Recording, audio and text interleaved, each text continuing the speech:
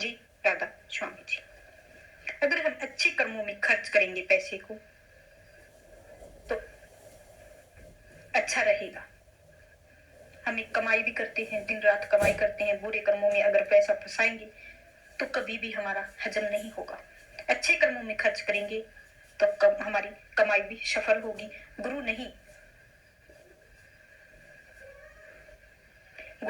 नहीं भूखा तेरे धन का, उन पर धन है।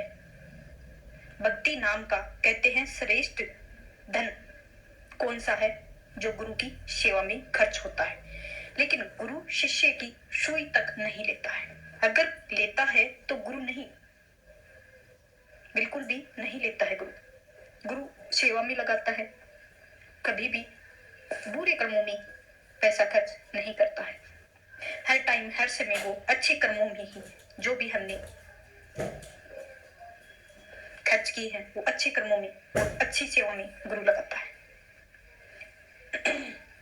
अब यह सत्संग बना रहे हैं, इसमें आप बैठे हो, आराम करते हो, तो गुरु नानक साहिब कहते हैं गुरु पीर सदाए मंगन जाए तो ताके मेल ना लगाए पाए।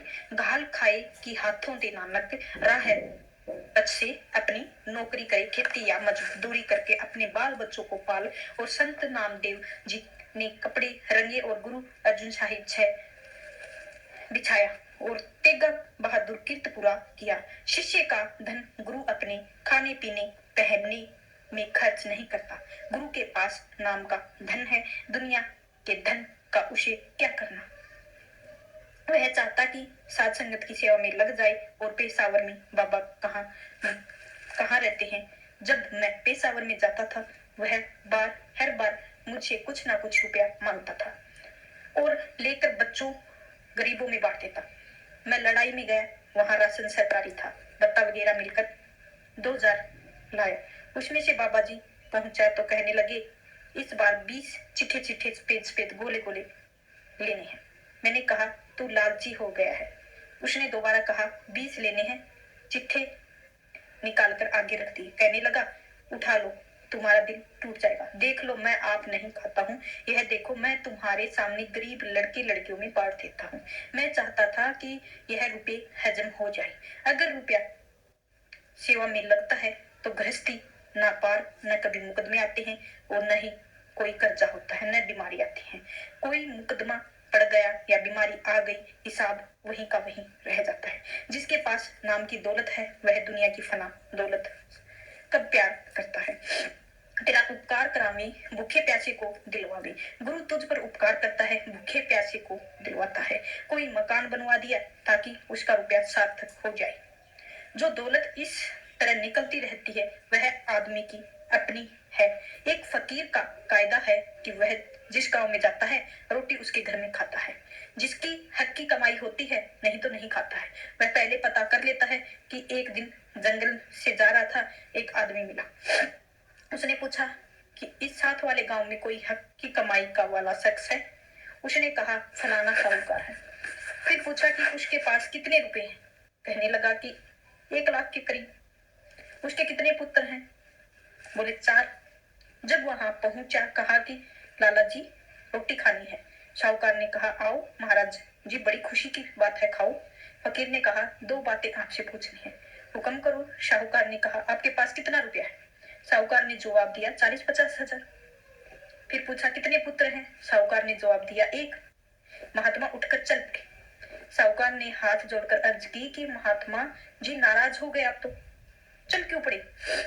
महात्मा जी ने बड़े क्रोध से कहने लगे मैंने तो तुम्हें धर्मात्मा समझा था, हत्यालाल की कमाई करने वाला समझा था, तुम ही झूठ की गठरी हो गई। तुझे तुम्हारे पुत्र ले जाने थोड़ी ना थे, मेरे को कमाई है आपकी बात थोड़ी ना लेनी थी। साहूकार ने कहा महात्मा जी पहले मेरी अर्ज सुन लो। रोटी चाहे खाओ चाहे ना खाओ, मेरा एक पुत्र परमार्थ में है, मेरी मदद करता है। बाकी सब शराबी कबाबी हैं, इसलिए वो मेरे लेनदार है। मैंने आज तक 40-50 हजार रुपया परमार्थ में लगाया है, बाकी पिता नहीं चोरों ने ही ले जाना है, ठगों को ले जाना है। उनकी मेहर मुफ्त पे पावे, उनको प्रसन्न करावे, उनका खुश होना भारी। सतपुरुष निज कृपया धारी। जब तू परमार्थ में खर्च करता है, यह उपकार करता है, तो हमें ना तो किसी से रुपया लेना है न खाना है और गुरु को खुश होना है, परमात्मा को खुश होना है। गुरु खुश होगा तो हमें परमात्मा से जल्दी मिला देगा। गुरु प्रसन्न होए जाए तो ऊपर वही जीव है सबके ऊपर, जिस पर गुरु की खुशी है, समझो सारा जहां उसका बाल बाका भी नहीं कर सकता है। गुरु राजी तो सब राजी, कर्म काल के चले ना बाजी। अगर गुरु खुश है तो धर्मराज कुछ नहीं कर सकता, ना यमदूत कुछ बिगाड़ सकता है। गुरु की आन सभी मिल मान। सुखदेव नारद व्यास बखाने कहते हैं कि गुरु की महिमा सारे वेद शास्त्र, सारे ऋषि मुनि, सुखदेव नारद व्यास आदि कर तोते गुरु को लीवे रिझाई, ना रिझे ना बुलाए। गुरु प्रसन्न है सब रूठे तो भी उसका रोम ना टूटे। कहते हैं बड़ा काम यह है कि गुरु को खुश कर लो, चाहे सारी दुनिया रूठ जाए, परवाह ना करो। अगर सारा संसार रूठ जाए तो भी परवाह नहीं करनी, लेकिन गुरु को खुश कर लो। उनको प्रसन्न जो करता है, गुरु से द्रोह धात जो रखता है। कहते हैं दुनिया के साथ प्यार है, गुरु के साथ वैर रखता है, वह सीधा नरकों में जाएगा। गुरु की निंदा से नहीं डरता, गुरु को मानुष रूप समझाता है। गुरु को मानुष रूप समझाता है, कभी भी निंदा से नहीं डरता है। नर को जानो अपदाती, संग दूत करे उत्पाती। अगर शिष्य गुरु की निंदा करता है या गुरु को मनुष्य जैसा समझता है तो वह नरकों का अधिकार है, वह आत्मघाती है। यमदूत उसके साथ निपटेंगे। नाते समझो बोझ भाई गुरु बनाई, कुल कुटुंब कुछ काम न आई, और बेरादरी करे ना सिहाई। इसे अंदर खड़ू ब्रह्मांडों पर ले जाने वाला कोई नहीं, न बरादरी है, न भाई बहन है, ना कोई और है। यह तो 4 दिनों के संगी हैं, निज स्वार्थ में बुद्धि रंगी है। कहते हैं यह जितने रिश्तेदार हैं, यह तो अपने गर्ज के बंधे हुए हैं। कभी माँ चली गई, कभी भाई चला गया, कभी लज्जा का डर है, इनका मत करो, गुरु भक्ति में अब चित रहो। कहते हैं कि गुरु के प्यार को मुकम्मल पूरा रखो। इन रिश्तेदारों के प्यार की शर्म हया की परवाह ना करो। और बादशाह फर खसीर के जमाने में एक सिख सिर का 200 रुपये मिलता था। सिख की जान पर बनी हुई थी और लुक छुप कर गुजारा करता था। लोगों ने औरतों के सिर काट काट कर पेश कर दिया कि यह सिख के बच्चे हैं, और खसीर जाता है कि सिखों के बीज ही नाश करने। इस ताप से जंगल में छिपे हुए 4 सिख फौज ने पकड़ ली, उन्हें बादशाह के सामने पेश किया। बादशाह ने उनके कत्ल हुक्म दिया। उसमें से एक सिख का छोटा सा लड़का था, वह 4-5 खानदानों में एक ही था। उसकी माँ को पता चला कि वह वजीर और औरत से मिली, और वजीर ने औरत को कहा, वजीर ने बादशाह से कहा, बादशाह ने कहा कि अगर वह कह दे कि मैं सिख नहीं हूँ तो मैं छोड़ दूंगा। जिस वक्त वे सारे सिख बादशाह के सामने आए और उस औरत ने कहा कि यह लड़का मेरा है। बादशाह ने उस लड़के से कहा कि तू कह दे कि मैं सिख नहीं हूँ। लड़के ने कहा मैं सिख हूँ, मैं सिख हूँ, मैं सिख हूँ। जल्लाद सबसे पहले मुझे कत्ल करे ताकि मेरी माँ को देर तक दुखी ना होना पड़े। इस कदर विश्वास और भरोसा शिष्यों के अंदर होना चाहिए। कैसी जबरदस्त गुरु भक्ति, गुरु सहायता यहाँ वहां करे, उसमें से करता है, उससे उनसे करता भी कुछ डरे। गुरु दुनिया में सहायता करता और अंदर खंडों ब्रह्मांडों में मदद करता। काल भगवान भी गुरु के शिष्य को छेड़ नहीं सकता, डरता है। एक साहूकार नंबरदार का कायदा था कि वह अपने आसामियों के सूद दूर और सूद लिया करता था। एक दिन वह जमींदार के घर अपने नए मामले को फैसला करने लगा। जमींदार ने बहुत जोर लगाया, लेकिन उसने एक न मानी। उसके पशु बिछड़े और अनाज था, सारा ही ब्याज में गिनगिना लिया, एक कौड़ी ना छोड़ी। जमींदार भी दिल में कहा कि अच्छा लाला, अब जा अपना बिस्तरा ले जा। वह मजदूर ढूंढता फिर रहा था, मजदूरी ढूंढता फिर रहा था, क्योंकि जमींदार ने उनके पास स्लूप में लाकर नहीं दिया था। अब गांव में मजदूर कहाँ से मिले? एक महात्मा बैठा भजन कर रहा था। वह कहने लगा कि मैं तुम्हारा बिस्तरा ले चलता हूँ, पर एक शर्त है, या तो तुम मालिक यानी परमात्मा की भजन सिमरन की बातें करते चलना या सुनते चलना। तो तू सुनता जा। लाला सोचा कि यह कौन सी मुसीबत वाली बात है कि बातें करता जाऊंगा या मैं हाँ करता जाऊंगा। उस महात्मा ने उसका बिस्तरा उठा लिया और दोनों बातें करते हुए चल पड़े। उसका गांव आ गया। साधु ने कहा कि लो लाला जी, अब मैं चाहता हूँ। साधु ने दिल में सोचा कि यह क्या याद करेगा कि मेरा किसी साधु से वास्ता पड़ा, इसे कुछ करामात दिखानी चाहिए। साधु ने कहा कि आज से इतने दिन के बाद तेरी मौत हो जाएगी। तेरी सारी उम्र में कोई श्रेष्ठ कर्म नहीं है। यह जो 1 घंटा मेरे साथ बात की है, यही श्रेष्ठ कर्म है। तुझे यमदूत ले जाएंगे और पूछेंगे कि तुझे इस घंटे के सत्संग का फल पहले लेना है कि बाद में।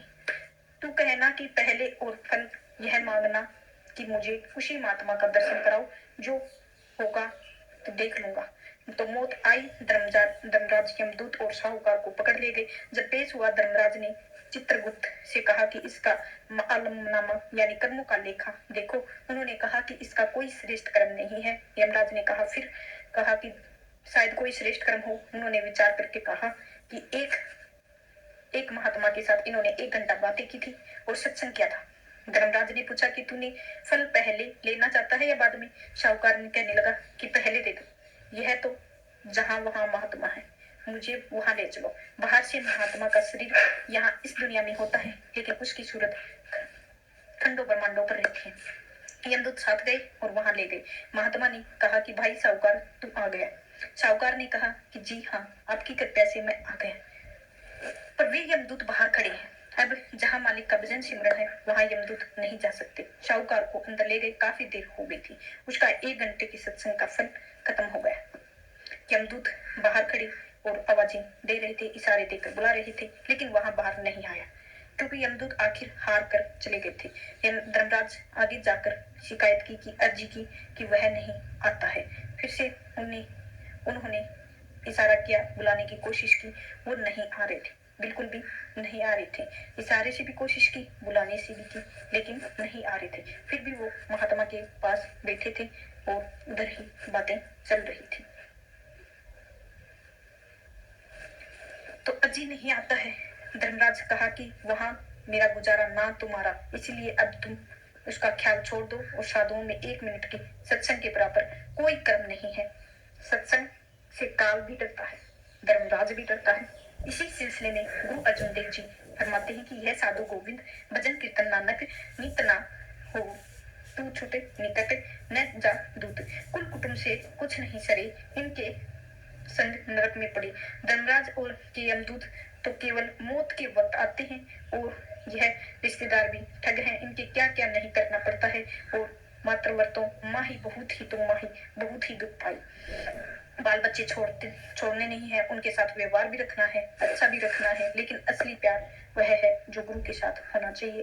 ताते सत्संग सतगुरु शोवे नाम पदार्थ, दम दम लेवो सतगुरु सत्संग और नाम की कमाई करो। इस दौलत को साथ साथ इकट्ठा करके जाओ और साथ साथ गृहस्थी को भी निभाओ, अच्छे से निभाओ, गुरु सम्मान और नाम सम्मान से।